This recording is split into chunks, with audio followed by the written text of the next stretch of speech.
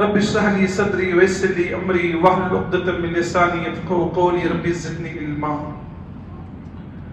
ہر قسم کی تعریف حمد و ثنا کبریائی بڑائی برتری اس اللہ رب العالمین کے لیے لائق و زیبا ہے جو ہم سب کا خالق، مالک، مربی اور پالنہار ہے۔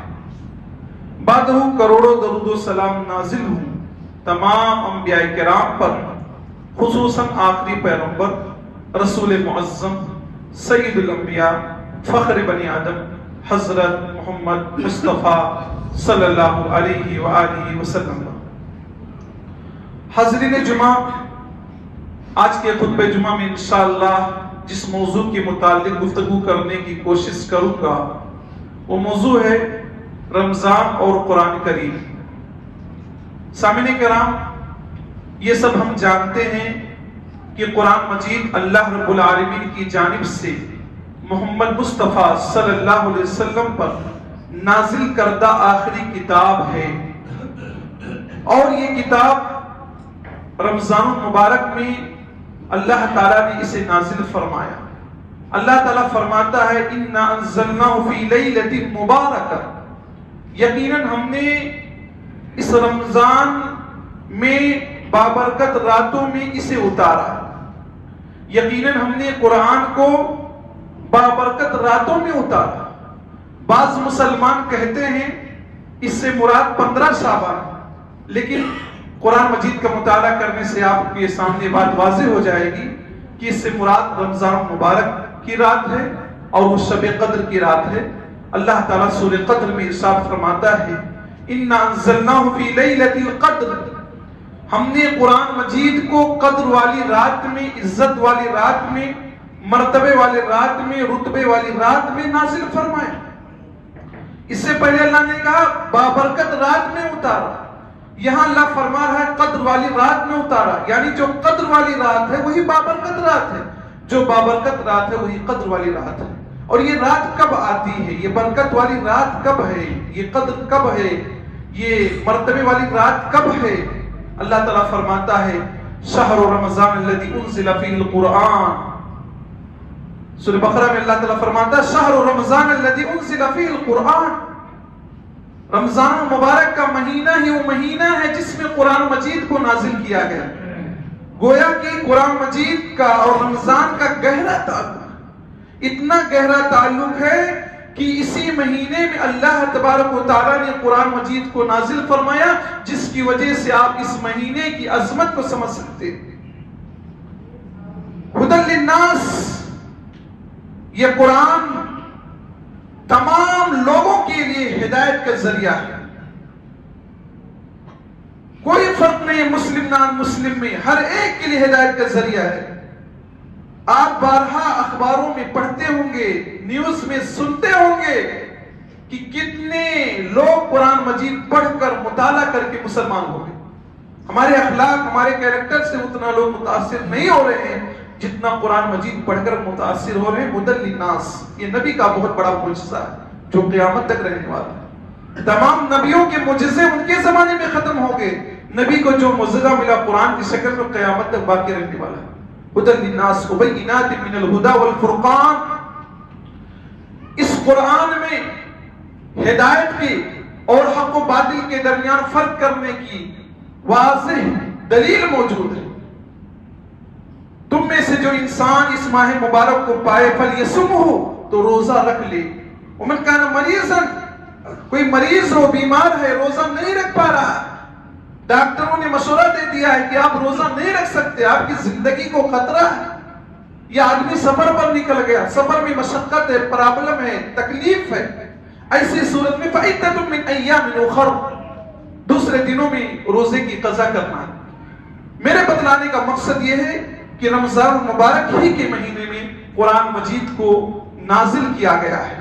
اور صحیح بخاری کی روایت آپ پڑھیں گے، ابن عباس رضی اللہ عنہ روایت کے راوی فرماتے ہیں کہ اللہ کے نبی صلی اللہ علیہ وسلم سب سے زیادہ سخی تھے، سب سے زیادہ فیاض تھے، اللہ کے راستے میں مال و دولت کو بے شمار خرچ کرتے تھے، اور یہ صدقہ و خیرات کی کیفیت مزید رمضان میں بڑھ جایا کرتی تھی۔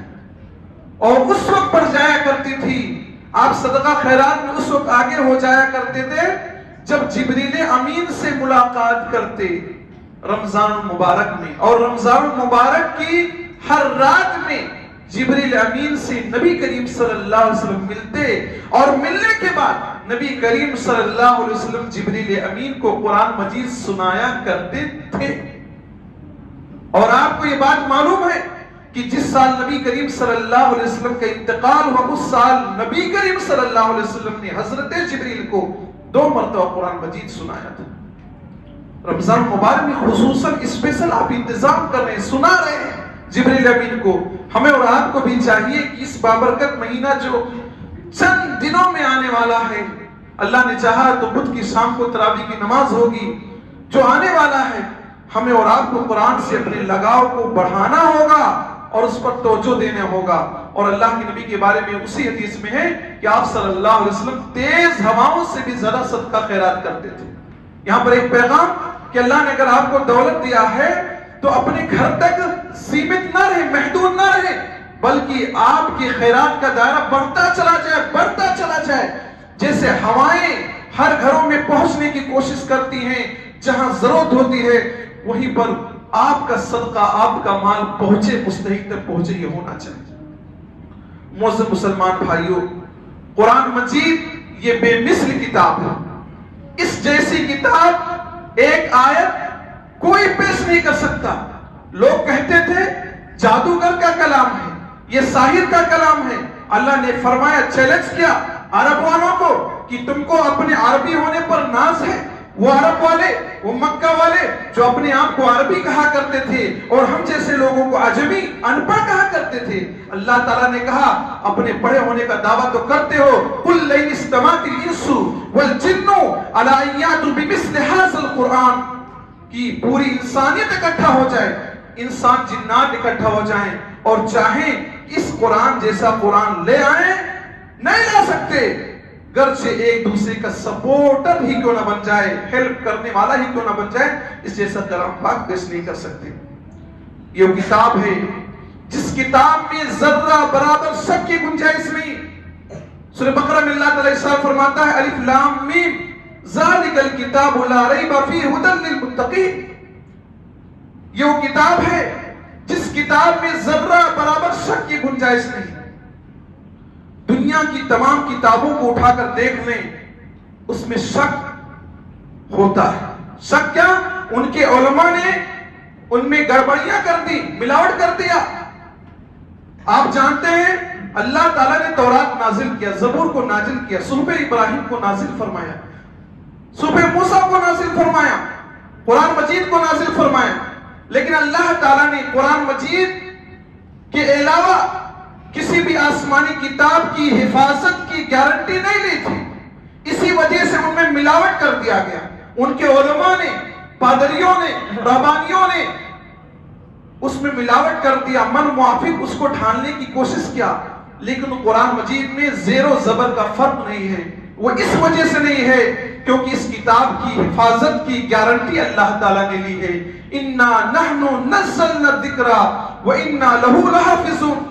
یقیناً ہم نے ہی قرآن مجید کو نازل کیا ہے اور ہم ہی اس کی حفاظت کریں گے, ہم ہی اس کی رکشا کریں گے اور ہم اس میں کوئی گڑبڑی نہیں ہونے دیں گے.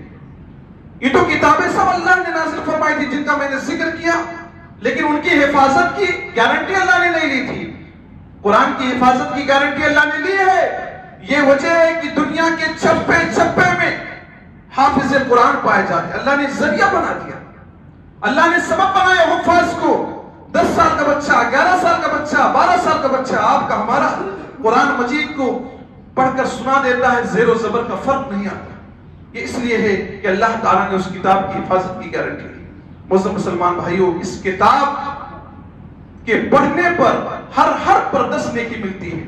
جامع ترمذی کی روایت ہے, عبداللہ بن مسعود فرماتے ہیں کہ اللہ کے رسول صلی اللہ علیہ وسلم فرماتے ہیں کہ میں یہ نہیں کہتا کہ الف لام میم ایک حرف ہے, بل الف حرف ولام حرف ومیم حرف.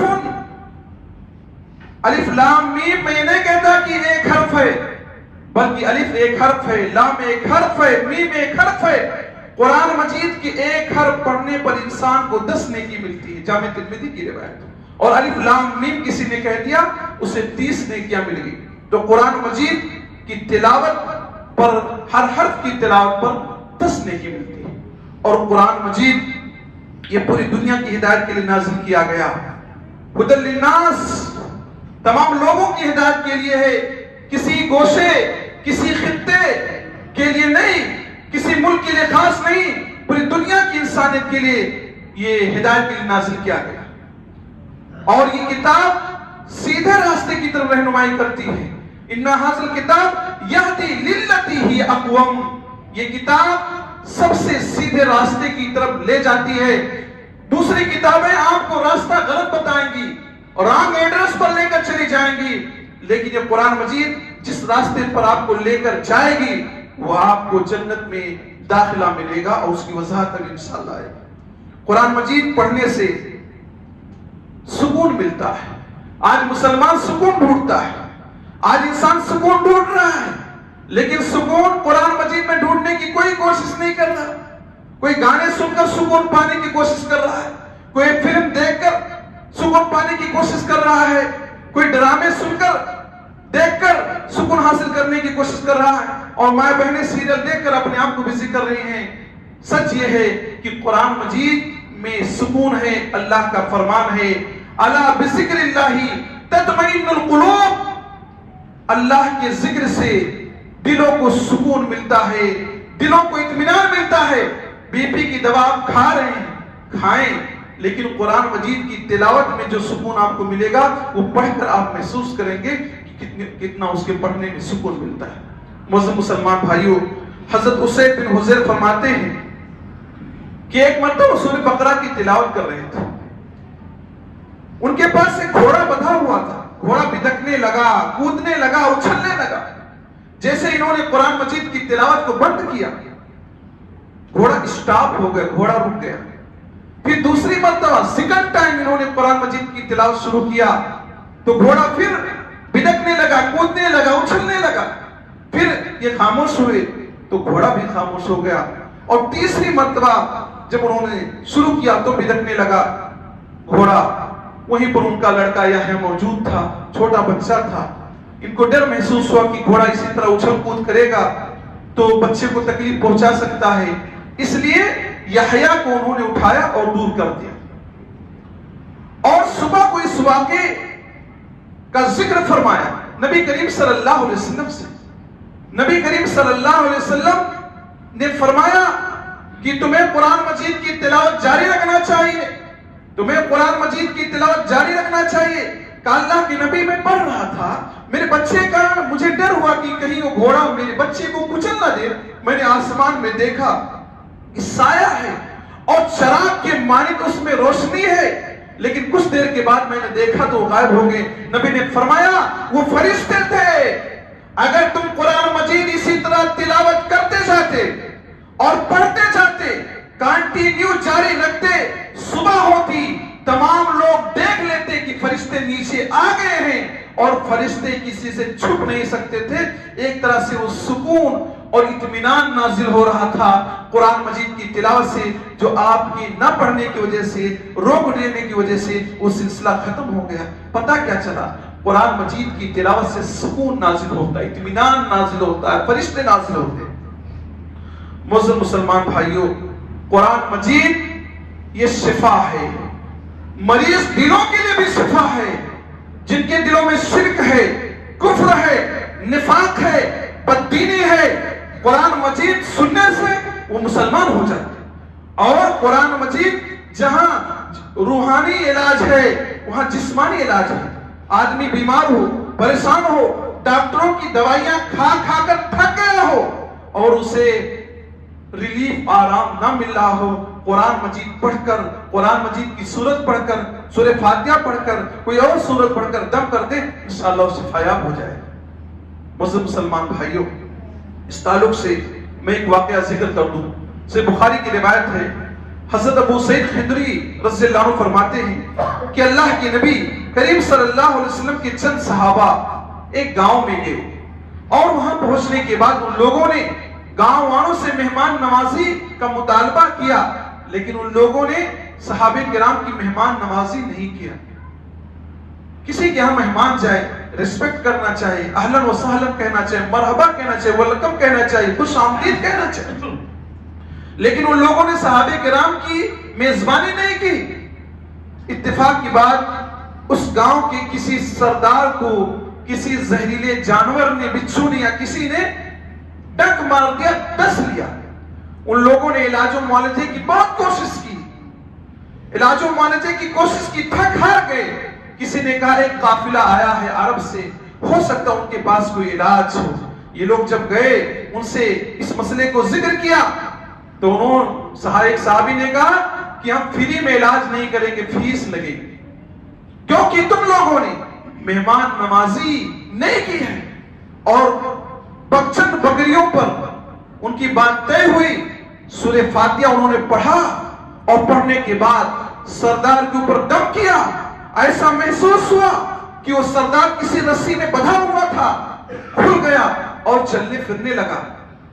صحابہ کرام جو ساتھ میں موجود تھے، کہا بکریوں کو بانٹ لیا جائے۔ اور کتنی بکری ملی؟ 30 بکریاں ملی۔ سورہ فاتحہ پڑھ کر دم کیا، 30 بکری مل گئی۔ کچھ لوگ اعتراض کرتے ہیں کہ حافظ جی کو رمضان میں اتنا دے دیا گیا، اتنا دے دیا گیا۔ ذرا سوچے، سورہ فاتحہ پڑھنے پر 30 بکری عنایت کر دی گئی، اور 30 بکری کی قیمت آپ اندازہ لگا لیں کتنے ہوگی اس وقت۔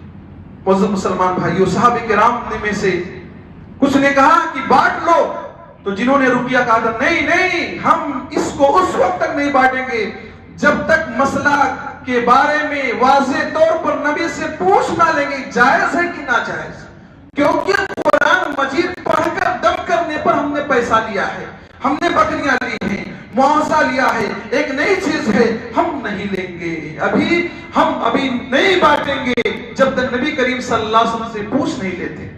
آج ہمارے نوجوان کسی مسئلے میں ڈاؤٹ ہے، پہلے کر لیں گے، بعد میں کسی عالم سے رجوع کریں گے کہ میں نے ایسا کر لیا ہے، اب آپ کی رائے کیا ہے۔ حالانکہ جب کسی مسئلے میں ڈاؤٹ ہو، شبہ ہو، تو آپ کے پاس، آپ کے علاقے میں، آپ کی مسجدوں میں جو امام ہیں، علماء ہیں، ان سے جڑ کر مسئلہ دریافت کیجیے۔ وہ صحابہ کرام نبی کریم صلی اللہ علیہ وسلم کے پاس گئے، نبی کریم صلی اللہ علیہ وسلم سے مسئلے کو ذکر فرمایا۔ نبی نے پوچھا کیسے تم کو معلوم ہے کہ سورہ فاتحہ رقیہ ہے؟ رقیہ جائز، رقیہ جائز ہے جو شرک کی غلاظتوں سے پاک ہو، جو بابا اور دوسرے لوگ کرتے ہیں اس میں منتر سنتر پڑھتے ہیں، اس لیے وہ ناجائز ہے۔ جائز رقیہ قرآن مجید پڑھ کر آپ اپنے اوپر دم کریں، اپنے گھر والوں پر دم کریں، یہ رقیہ تو جائز ہے۔ کہا کیسے معلوم ہوا کہ تم سورہ فاتحہ میں شفا ہے اور تم درستگی کو پہنچے ہو؟ ایسا کرو میرا بھی حصہ لگا لینا، جب بانٹو تو میرا بھی حصہ لگا لینا۔ جواب دینے کا ایک طریقہ ہوتا ہے، یعنی وہ چیز جائز ہے، شبہ کی گنجائش نہیں ہے، آپ بکریاں لے سکتے ہو، کھا سکتے ہو، میرا بھی حصہ لگا دو۔ تو قرآن مجید پڑھنے سے شفا ملتا ہے، دم کرنے سے شفا ملتا ہے۔ بعض مسلمان بھائیوں کو دیکھا جاتا ہے، کہتے قرآن مجید میں شفا ہے، لہذا تعویذ بنا کر لٹکاتے ہیں، اور کہتے ہیں اللہ تعالیٰ خود کہتا ہے قُلْ هُوَ لِلَّذِينَ آمَنُوا هُدًى وَشِفَاءٌ، قرآن مجید شفا ہے مومنوں کے لیے، ہدایت کا ذریعہ ہے قرآن مجید، اس لیے ہم تعویذ بنا کر لٹکاتے ہیں۔ ایسے لوگوں سے میں کہتا ہوں، قرآن مجید نے شہد کو بھی شفا کہا ہے، فِيهِ شِفَاءٌ لِلنَّاسِ، قرآن مجید میں اللہ ذکر فرماتا ہے کہ شہد میں لوگوں کے لیے شفا ہے۔ ان سے کہو شہد میں شفا ہے، شہد کو لٹکا کر چلو، کہیں گے نہیں، اس کو لٹکا کر نہیں چلیں گے، مکھیاں ڈنک مار دیں گی، کیڑے مکوڑے آ کر بیٹھیں گے۔ کہتے ہیں شہد کھانے سے شفا ملتا ہے، اور قرآن مجید کو لٹکا کر شفا حاصل کر رہے ہیں، شہد کو کھا کر شفا حاصل کر رہے ہیں۔ میرے معزز مسلمان بھائیوں، قرآن مجید پڑھنے سے، دم کرنے سے، اس میں غور و فکر کرنے سے، اس پر عمل کرنے سے شفا ملتی ہے۔ اس کو لٹکا دو دیوار پر، یہ اس سے شفا ملنے والی نہیں ہے۔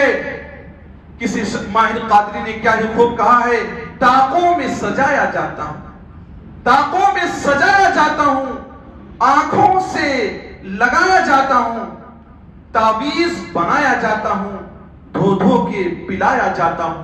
قرآن مجید مسلمانوں نے الماریوں میں رکھ دیا ہے، سجا دیا ہے، اتنا اوپر رکھ دیا ہے کہ اسے اٹھانے کی نوبت سال بھر نہ آئے، دھول جم جائے چلے گا، لیکن قرآن مجید کو اتنا اوپر رکھ دیتے ہیں پڑھنے کی نوبت نہیں آتی۔ ہاں لڑائی جھگڑا ہو، قرآن کی قسم کھانے کی بات کریں گے جو کہ صحیح نہیں ہے، اور اسی طرح کے اور مسائل ہیں، قرآن مجید کو وہاں پر استعمال کرتے ہیں پڑھنے کے لیے، علم کے لیے، عمل کے لیے وہ قرآن مجید نازل کیا گیا، اس پر ہم عمل نہیں کرتے۔ معزز مسلمان بھائیوں، قرآن مجید اگر انسان پڑھے گا تو اس گھر میں شیطان داخل نہیں ہوگا۔ حضرت ابو ہریرہ رضی اللہ عنہ روایت کے راوی ہیں، جامع ترمذی کی روایت ہے، کہتے ہیں کہ اللہ کے نبی صلی اللہ علیہ وسلم نے فرمایا، اے لوگوں سورہ بقرہ پڑھو، سورہ بقرہ کی تلاوت کرو، کیونکہ جس گھر میں سورہ بقرہ کی تلاوت ہوتی ہے اس گھر میں شیطان داخل نہیں ہوتا۔ آپ کہتے ہیں ہمارے گھر میں آسیب ہے، شیطانی معاملہ ہے، میرے بھائی قرآن مجید آپ پڑھیں گے اس گھر میں شیطان کی انٹری نہیں ہوگی، داخلہ نہیں ہوگا، نو انٹری ہو جائے گی اس کے۔ لیکن قرآن مجید آپ نہیں پڑھے، شیطان آپ کے گھر میں آ گیا، اب اس کو بھگانے کا کیا طریقہ ہے؟ صحیح مسلم کی روایت ہے، ابو ہریرہ رضی اللہ عنہ روایت کے راوی ہیں، فرماتے ہیں کہ اللہ کے نبی نے فرمایا، لا تجعلوا بیوتکم مقابر، اے لوگوں اپنے گھروں کو قبرستان نہ بناؤ۔ اس کا معنی یہ ہے کہ گھروں میں قرآن مجید کی تلاوت کیا کرو، گھروں میں سنت وغیرہ پڑھا کرو، کیونکہ قبرستان میں نماز نہیں پڑھی جاتی، قبرستان میں قرآن مجید کی تلاوت نہیں ہوتی۔ جس گھر میں قرآن مجید کی تلاوت نہ ہو وہ گھر قبرستان ہے۔ گھر کا نام آپ کچھ رکھتے ہیں، حاضہ من فضلے رکھتے ہیں، کچھ اور کہتے ہیں، لیکن میرے معزز مسلمان بھائیوں، جس گھر میں قرآن مجید کی تلاوت نہیں ہوگی، جس گھر میں سنت نہ پڑھی جائے، ایسا گھر قبرستان ہے۔ نبی نے فرمایا اپنے گھروں کو قبرستان نہ بناؤ، فإن الشیطان ينفر من البيت الذي تقرأ فيه سورة البقرہ، شیطان اس گھر سے بھاگ جاتا ہے جس گھر میں سورہ بقرہ کی تلاوت ہوتی ہے۔ آپ کے گھر میں شیطان چلا بھی گیا، لیکن اگر سورہ بقرہ کی تلاوت آپ نے شروع کر دیا تو وہاں سے ایگزٹ مارے گا، بھاگ جائے گا، وہاں رکنے والا وہ شیطان نہیں۔ صحیح مسلم کی روایت۔ معزز مسلمان بھائیوں، قرآن مجید اگر آپ پڑھیں گے، ہم پڑھیں گے، قیامت کے دن قرآن مجید یہ سپاہی بن کر آئے گا۔ اللہ کے نبی فرماتے ہیں، ابو امامہ الباہلی رضی اللہ عنہ روایت کے راوی ہیں، صحیح مسلم کی حدیث سے، اقرأوا القرآن فإنه يأتي يوم القیامة شفیعا لأصحابہ، اے لوگوں قرآن مجید کی تلاوت کیا کرو، کیونکہ قرآن مجید قیامت کے دن اپنے پڑھنے والے کے لیے سپاہی بن کر آئے گا، اللہ سے کہے گا اور اللہ اس کی بات سنے گا، جس کی وضاحت مسند احمد کی روایت میں ہے۔ عبداللہ بن عمرو بن عاص رضی اللہ عنہ سے روایت ہے، فرماتے ہیں کہ اللہ کے نبی کریم صلی اللہ علیہ وسلم نے ارشاد فرمایا، الصیام والقرآن یشفعان للعبد یوم القیامہ، روزہ اور قرآن قیامت کے دن اپنے پڑھنے والوں کے لیے، روزہ رکھنے والوں کے لیے سفارش کریں گے۔ یقول القرآن، قرآن کہے گا، اے ربی منعت النوم باللیل، میں نے اس بندے کو رات میں قرآن مجید پڑھنے سے، میں نے اس کو رات میں سونے سے روک دیا، رات میں سوتا کم تھا، قرآن مجید پڑھتا تھا، قرآن مجید کی تلاوت کی وجہ سے یہ رات میں سوتا کم تھا، فشفعني فی، اے اللہ میری سفارش کو قبول فرما لے۔ اور روزہ کہے گا کہ اے اللہ میں نے اس کو دن میں کھانے پینے سے روک دیا تھا، اے اللہ میری سفارش قبول کر لے۔ اللہ کے نبی فرماتے ہیں فیشفعان، روزہ کی بھی بات مان لی جائے گی اور قرآن کی بھی بات مان لی جائے گی، اور ایسا آدمی جنت کے اندر جائے گا۔ یہاں پر ایک پوائنٹ ہے کہ قرآن کہے گا اللہ میں نے رات میں اسے سونے سے روکا تھا۔ غور کرنے کی بات ہے، ہمیں اپنی نیند کو قربان کرنا ہوگا۔ تراویح میں قرآن مجید کی تلاوت ہوتی، لوگ بھاگ جاتے ہیں، آپ گھروں پر بھی قرآن مجید کی تلاوت کریں۔ عام دنوں میں جتنا سوتے تھے اس سے کم سوئیں، اور رات میں جاگ کر قرآن مجید پڑھیں۔ رات میں جاگ کر قرآن مجید کیا بات کریں، دن میں بھی لوگ قرآن مجید نہیں پڑھتے، رات میں کیا پڑھیں گے؟ آج یہ حالت ہے، ہر چیز کے لیے ٹائم ہے، فیس بک کے لیے ٹائم نکالتے ہیں، واٹس ایپ کے لیے ٹائم نکالتے ہیں، ہر چیز کے لیے آپ ٹائم نکالتے ہیں، لیکن قرآن مجید کے لیے ٹائم نہیں نکالتے ہیں۔ بڑے افسوس کے ساتھ کہنا پڑتا ہے، قرآن مجید سے جو اعراض کرے گا دنیا میں اسے سکون ملنے والا نہیں، اسے دنیا میں اطمینان ملنے والا نہیں، ایسا آدمی ذلیل و خوار ہوگا، اور قیامت کے دن اللہ تعالیٰ ایسے آدمی کو اندھا کر کے اٹھائے گا جو دنیا میں قرآن مجید کی طرف دیکھتا نہیں ہے، قرآن مجید سے اعراض کرتا ہے، قرآن مجید کی باتوں سے دور بھاگتا ہے۔ اللہ فرماتا ہے وَمَنْ أَعْرَضَ عَنْ ذِكْرِي فَإِنَّ لَهُ مَعِيشَةً ضَنْكًا، جو میرے ذکر سے، میرے کلام سے اعراض کرے گا فَإِنَّ لَهُ مَعِيشَةً ضَنْكًا، اس کی دنیاوی زندگی ہم اجیرہ بنا دیں گے، تنگ بنا دیں گے، دقت ہوگی، پرابلم ہوگی، پریشانی ہوگی۔ وَنَحْشُرُهُ يَوْمَ الْقِيَامَةِ أَعْمَىٰ، اور قیامت کے دن ہم اسے اندھا کر کے اٹھائیں گے، دیکھے گا نہیں وہاں۔ قال رب لم حشرتنی اعمیٰ، کہے گا اللہ مجھے تو نے اندھا کر کے کیوں اٹھایا ہے؟ وقد كنت بصیرا، جبکہ میں دنیا میں دیکھتا تھا، ساری چیزیں دیکھتا تھا، کیسے کیسے لوگ دیکھتے ہیں، کسی کی بہن بیٹی گزر جائے دیکھنے میں کوئی کمی محسوس نہیں کرتے، لیکن قرآن مجید پڑھنے میں آنکھیں کمزور ہیں، فلاں چیزیں ہیں، سننا نہیں چاہتے، قرآن مجید پڑھنا نہیں چاہتے۔ قیامت کے دن اللہ تعالیٰ اندھا کر کے اٹھائے گا، آنکھیں دی تھی تو دیکھ کر پڑھتے، زبانی پڑھتے، کیسے بھی پڑھتے، نہیں پڑھتے ہیں تو اللہ تعالیٰ کہے گا آج کے دن ہم تم کو بھلا دیں گے جس طرح دنیا میں تم قرآن مجید کو بھول جایا کرتے تھے۔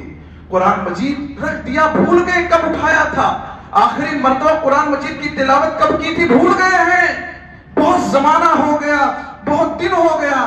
اللہ تعالیٰ سکون نہیں دے گا، آپ کماتے جاؤ، سکون نہیں ملے گا، کیونکہ میرا رب کہتا ہے میرے قرآن سے اعراض کرنے والے کو سکون نہیں ملے گا، اطمینان نہیں ملے گا، دنیا پریشانی میں رہے گی۔ آپ کو نظر آتا ہے کہ وہ زیادہ پیسے کماتا ہے، اس کی لائف سکون سے گزر رہی ہے، صحیح بات یہ ہے جو قرآن سے دور رہے گا اس کی لائف سکون سے نہیں گزرے گی، اس کا شیطان ساتھی ہوگا۔ وَمَن يَعْشُ عَنْ ذِكْرِ الرَّحْمَٰنِ نُقَيِّضْ لَهُ الشَّيْطَانَ فَهُوَ لَهُ قَرِينٌ، جو رحمان کے ذکر سے، رحمان کے قرآن سے اعراض کرتا ہے اللہ تعالیٰ اس کا ساتھی شیطان کو بنا دیتا ہے اور وہ برا ساتھی ہے۔ مسلمان بھائیو، قرآن مجید سے اگر آپ جڑیں گے دنیا میں عزت ملے گی، عہدہ ملے گا، منصب ملے گا۔ صحیح مسلم کی ایک روایت ہے، نافع بن عبد الحارث بیان کرتے ہیں کہ ان کی ملاقات حضرت عمر بن خطاب سے مقام عثمان میں ہوئی۔ عثمان ایک جگہ ہے، کہتے ہیں کہ عمر بن خطاب نے ان سے پوچھا کہ مکہ کا ذمہ دار کس کو بنائے ہوئے؟ نافع بن عبد الحارث مکہ کے ذمہ دار گورنر ہوا کرتے تھے، تو انہوں نے کہا مکہ کا ذمہ دار اس وقت ابن ابزہ کو ہم نے بنایا ہے۔ تو عمر بن خطاب نے کہا ابن ابزہ کون ہے، ان کا بایو ڈاٹا بتاؤ، کون ہے وہ، کیسے آدمی ہے؟ کہا وہ ہمارے آزاد کردہ غلاموں میں سے ایک غلام۔ آپ لوگ آزاد پہلے سے ہیں، غلام نہیں، غلام کو خرید کر آزاد کر دیا، ہمارے آزاد کردہ غلاموں میں سے غلام۔ تو عمر بن خطاب نے کہا کیا مکہ جیسی سرزمین کا گورنر، ذمہ دار، والی تم نے ایک غلام کو بنایا؟ تو اس وقت انہوں نے کہا، نافع بن عبد الحارث نے کہا انہو قارئ لکتاب اللہ عز وجل وانہو عالم بالفرائض۔ اے عمر بن خطاب رضی اللہ عنہ، وہ قرآن کے کتاب کے قاری ہیں، حافظ ہیں، قرآن مجید کے جانکار ہیں اور علم میراث کے جانکار ہیں۔ یہ کوالٹی ان کے اندر ہے، قرآن سے ان کا لگاؤ ہے، قرآن پڑھتے ہیں، قرآن کے حافظ ہیں۔ اسی بیس پر میں نے، گرچہ وہ آزاد کردہ غلام ہیں، میں نے مکہ جیسے سرزمین کی ذمہ داری ان کو سونپی ہے۔ تب عمر بن خطاب نے کہا مجھے بھی یہ بات یاد رہی کہ تمہارے نبی نے ایک حدیث فرمائی ہے، ان اللہ یرفع بہذا الکتاب اقواما ویذو بآخرین، اللہ اس کتاب کے ذریعے سے کچھ لوگوں کو سر بلندی عطا کرتا ہے اور اس کتاب کے چھوڑنے کی وجہ سے اللہ کچھ لوگوں کو ذلیل کر دیتا ہے، نیچا کر دیتا ہے۔ آج مسلمان ذرا غور کریں اس شعر پر، وہ معزز تھے زمانے میں مسلمان ہو کر، وہ معزز تھے زمانے میں مسلمان ہو کر، اور ہم خار ہوئے تاریخ قرآن ہو کر۔ ہر کوئی مسلمانوں کے عروج کی کہانی تو سناتا ہے، زوال کی کہانی سناتے ہوئے ڈر لگتا ہے. اس لیے ڈر لگتا ہے قرآن مجید کی تلاوت ہمارے گھروں سے نہیں آتی. 4 موبائل گھر میں چل رہی ہے، آوازیں الگ الگ آ رہی ہیں، کہیں گانا بج رہا ہے، کہیں سیریل چل رہا ہے، کہیں کچھ ہو رہا ہے، ساری چیزیں جاری اور ساری ہیں، لیکن ہمارے گھروں میں قرآن مجید کی تلاوت نہیں جاری ہے. جب ہم اس سے روٹھ گئے ہیں، اس سے اپنا رشتہ کٹ کر لیے ہیں، تو ہمیں عزت کہاں ملے گی؟ درس قرآن نہ اگر ہم نے بھلایا ہوتا، درس قرآن نہ اگر ہم نے بھلایا ہوتا، یہ زمانہ نہ زمانے نے دکھایا ہوتا. آج جو حالات ہیں وہ اس کی وجوہات کئی ہوں گے، لیکن مسلمانوں ایک بڑی وجہ یہ ہے کہ ہم اور آپ قرآن مجید سے اپنے رشتے کو دور کرتے چلے جا رہے ہیں. پہلے کتنا پڑھتے تھے، اب کتنا پڑھتے ہیں؟ جب سے ملٹی میڈیا موبائل آیا ہے، جب سے سب لوگ اسی میں بزی ہو گئے، کیا پڑھے لکھے، کیا جانکار، کیا ہوشیار، سب اسی میں بزی. معزز مسلمان بھائیوں، قرآن مجید کے کچھ تقاضے ہیں. قرآن مجید کا پہلا تقاضا یہ کہ اس کی تلاوت کی جائے. وَرَتِّلِ الْقُرْآنَ تَرْتِيلًا، قرآن مجید کو ٹھہر ٹھہر کر پڑھو. اللہ تعالیٰ آرڈر دیتا ہے اپنے نبی کو، قرآن مجید کی تلاوت آپ کیجئے. نبی کے ذریعے یہ میسج، یہ پیغام ہے ہم پبلک کے لیے کہ ہر ایک کو قرآن مجید پڑھنا چاہیے اور قرآن ٹھہر ٹھہر کر پڑھنا چاہیے. صحیح بخاری کی روایت ہے، اللہ تعالیٰ نے کسی کی آواز کو اتنا دھیان سے نہیں سنا جتنا نبی کی ترتیل کو دھیان سے سنا ہے. ترتیل سے ٹھہر ٹھہر کر پڑھو، اور قرآن مجید کی جب تلاوت ہو تو غور سے سنو. کچھ لوگوں کو دیکھا گیا موبائل چالو کر دیا، کچن کا کام چل رہا ہے، برتن دھویا جا رہا ہے، لڑکے لڑائی کر رہے ہیں، آوازیں آ رہی ہیں، قرآن مجید کی تلاوت دب کر رہ جاتی ہے. یہ معاملہ نہیں ہونا چاہیے. قرآن مجید کی تلاوت ہو تو غور سے سنا جائے. اللہ کا فرمان ہے وَإِذَا قُرِئَ الْقُرْآنُ فَاسْتَمِعُوا لَهُ وَأَنصِتُوا، اے لوگو جب قرآن مجید کی تلاوت ہو تو کان لگا کر سنو اور خاموش ہو جایا کرو. خاموش ہو جایا کرو، غور سے سنا کرو، دماغ لگا کر سنا کرو، ادھر ادھر بزی نہ ہو جایا کرو. اور قرآن مجید کی تلاوت کو نہ سننا یہ کافروں کا کام ہے، یہ غیر مسلموں کا کام ہے. اللہ کے نبی صلی اللہ علیہ وسلم جب قرآن مجید کی تلاوت کرتے، کافر اکٹھا ہوتے، شور و ہنگامہ کرتے تاکہ نبی قرآن کی قرأت نہ کر پائے. اللہ نے ذکر فرمایا ان کافروں کے بارے میں، وقال الذین کفروا لا تسمعوا لهذا القرآن والغوا فیہ لعلکم تغلبون. کافروں نے کہا، آپس میں بات پھیلائی، لوگوں کو یہ میسج دیا کہ کسی بھی حالت میں نبی کی قرآن مجید کی آواز نہیں آنی چاہیے، نہیں سننا ہے کسی کو، بائیکاٹ کر دو، نبی کی قرآن کو بائیکاٹ کر دو، قرآن مجید کی تلاوت کوئی نہیں سنے گا. اور اگر قرآن مجید کی تلاوت کی آواز کہیں آ رہی ہے تو وہاں پر شور ہنگامہ کرنا ہوگا. یہ ان کی طرف سے پاس تھا معاملہ، لیکن کہیں کہیں لوگ روئی نکال کر سن لیتے تھے، مسلمان ہو جایا کرتے تھے. قرآن مجید کو سننا بھی چاہیے، غور سے سننا چاہیے. قرآن مجید کا دوسرا تقاضا یہ ہے اس میں غور و فکر کرنا چاہیے. قرآن مجید کو لوگ بغیر سمجھ کر پڑھتے ہیں. یہ افسوس کی بات ہے، جو قرآن مجید ہمارے اور آپ کی ہدایت کے لیے نازل کی گئی اس میں لوگ بغیر غور و فکر کے پڑھتے ہیں. غور و فکر نہ کرنے والے ان کو توفیق نہیں ملتی ہے. اللہ فرماتا ہے افلا یتدبرون القرآن ام علی قلوب اقفالها، یہ لوگ قرآن مجید میں غور و فکر کیوں نہیں کرتے؟ یہ لوگ قرآن مجید میں سوچتے کیوں نہیں، سرچ کیوں نہیں کرتے؟ کیا ان کے دلوں پر لاک لگ گیا ہے؟ کیا ان کے دلوں پر تالا لگ گیا ہے؟ پتہ کیا چلا؟ جو قرآن مجید میں غور و فکر نہیں کرتا، سرچ نہیں کرتا، سمجھنے کی کوشش نہیں کرتا، اس کے دل پہ لاک لگا ہوا ہے، اس کے دل پہ تالا لگا ہوا ہے. برا ہو ان لوگوں کو جو مسلمانوں کو بھی قرآن مجید کو سمجھنے سے روکتے ہیں. کہتے ہیں ترجمہ کی کتاب مت پڑھو، مسجدوں سے درس قرآن لوگ نہیں دیتے ہیں. کہتے ہیں قرآن مجید مشکل ہے، سمجھنا تمہارا کام نہیں. بڑے بڑے جامعات سے، بڑے بڑے مدارس سے جو فارغ ہوں گے وہی قرآن مجید سمجھ پائیں گے. میں کہتا ہوں ساری دنیا کی ہدایت کے لیے قرآن مجید نازل کیا گیا. کیا آپ نہیں سمجھ سکتے؟ ہم نہیں سمجھ سکتے؟ کیا اللہ نہیں جانتا تھا کہ پڑھے لکھے لوگ اور کچھ کم پڑھے لکھے لوگ بھی ہیں؟ اللہ فرماتا ہے وَلَقَدْ يَسَّرْنَا الْقُرْآنَ لِلذِّكْرِ فَهَلْ مِن للمتقین. ہم نے قرآن مجید کو نصیحت کے لیے آسان بنایا ہے. کیا ہے کوئی سوچنے والا, کیا ہے کوئی غور کرنے والا, کیا ہے کوئی فکر کرنے والا, کیا ہے کوئی سمجھنے والا؟ اللہ کہتا ہے قرآن مجید آسان ہے. اور اگر کوئی مولوی کہے, کوئی آدمی کہے کہ قرآن مجید مشکل ہے, تم سمجھ نہیں سکتے, انگلش تم سمجھتے ہو, دوسری زبانیں تم سمجھتے ہو, کیا قرآن مجید نہیں سمجھ سکتے؟ جس کو اللہ تعالیٰ نے آسان بنایا اس میں غور فکر کرنا ہے, اس کو سمجھنا ہے. اور قرآن مجید کا تیسرا تقاضا عمل کرنا ہے. عمل کرنا ہے. یہ صرف سینے سے لگا لو کام نہیں چلے گا, عمل کرنا ہے. اور چوتھا تقاضا یہ ہے قرآن مجید کی تبلیغ کرنا ہے, قرآن مجید کا پرچار کرنا ہے. اللہ فرماتا ہے یا ایھا الرسول بلغ ما انزل الیک من ربک, اے رسول اکرم صلی اللہ علیہ وسلم, جو قرآن آپ تک پہنچا ہے اس کی تبلیغ کیجئے, اس کا پرچار کیجئے. اگر آپ نے تبلیغ نہیں کیا, قرآن کے مفہوم کو نہیں سمجھایا, فما بلغت رسالتہ, تو اس کی رسالت جو تم کو ملی ہے اس کا حق ادا نہیں کیا.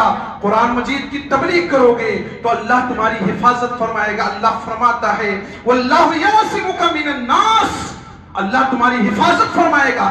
کوئی تم کو ٹچ نہیں کر سکتا, کوئی تم کو ستا نہیں سکتا. نبی کو یہ حکم ہے قرآن مجید کی تبلیغ کرو, حفاظت کرنا میرا کام ہے. پوری دنیا نبی کے مخالف تھی, کیا کوئی مار پائے؟ نبی کو تبھی موت آئی, گھر تک گھیر لیا, لیکن اللہ نے سیفٹی کے ساتھ مکہ سے نکال کر مدینہ پہنچا دیا. قرآن مجید کی تبلیغ جو کرے گا, جو پرچار کرے گا, جو درس دے گا, جو سمجھائے گا, جو پڑھائے گا, اللہ اس کی حفاظت فرمائے گا. اللہ فرماتا ہے لِتُبَيِّنَ لِلنَّاسِ مَا نُزِّلَ إِلَيْهِمْ, جو نازل کیا گیا قرآن مجید اس کی تبلیغ کرنا آپ کی ذمہ داری. آخری بات بول کر اپنی بات ختم کرتا ہوں کہ سب سے بہترین انسان وہ ہے جو قرآن مجید سے جڑے. صحیح بخاری کی روایت ہے, عثمان رضی اللہ عنہ روایت کے راوی فرماتے ہیں کہ اللہ کے نبی صلی اللہ علیہ وسلم نے ارشاد فرمایا خیرکم من تعلم القرآن وعلمہ. اس بات کو ذہن میں بٹھا لو, قرآن پڑھنے والا, پڑھانے والا تم میں سب سے بہتر ہے. یہ بچے ہیں جو مسجدوں میں پڑھتے ہیں, ان کو حقیر نہ سمجھو, انہیں ذلیل نہ سمجھو. اللہ کے نبی فرماتے ہیں قرآن مجید پڑھنے والا تم میں سب سے افضل ہے, اور قرآن مجید پڑھانے والے علماء ہو یا کوئی اور ہو, یہ تم میں سب سے افضل ہیں, سب سے بہتر ہیں. قرآن مجید پڑھنے والا, پڑھانے والا, تبلیغ کرنے والا, پرچار کرنے والا سب سے بہتر ہے. اگر آپ پڑھ نہیں سکتے, پڑھا نہیں سکتے, اس کی تبلیغ کا حصہ بنے. کیسے حصہ بنے گی؟ جو جامعات, جو مدارس قائم ہیں, بڑے بڑے, چھوٹے چھوٹے, آپ کی مسجد میں ہر جگہ جہاں جہاں قرآن مجید کی تعلیم ہوتی ہو, آپ اپنے پیسے کو لگائیں, دولت کو لگائیں, تاکہ جو تبلیغ کا کام ہو رہا ہے, ترویج کا کام ہو رہا ہے, نشر و ارشاد کا کام ہو رہا ہے, اس پر یہ چیز رکاوٹ نہ آئے. آپ نہیں کر سکتے کام, دوسرے لوگ کر رہے ہیں, ان کا سہیوگ کیجئے, ان کی مدد کیجئے. کتابیں لوگ لکھتے ہیں, کتاب کو چھپوا کر اس کو بٹوا دیں, قرآن مجید کی تفسیر یا اس طرح کی چیزیں, آپ اس میں حصہ بنیں. تو ضرورت اس بات کی, قرآن مجید یہ بہت عظیم کتاب ہے, عظیم نبی پر نازل ہوئی, سب سے افضل کتاب ہے, اور قیامت تک یہ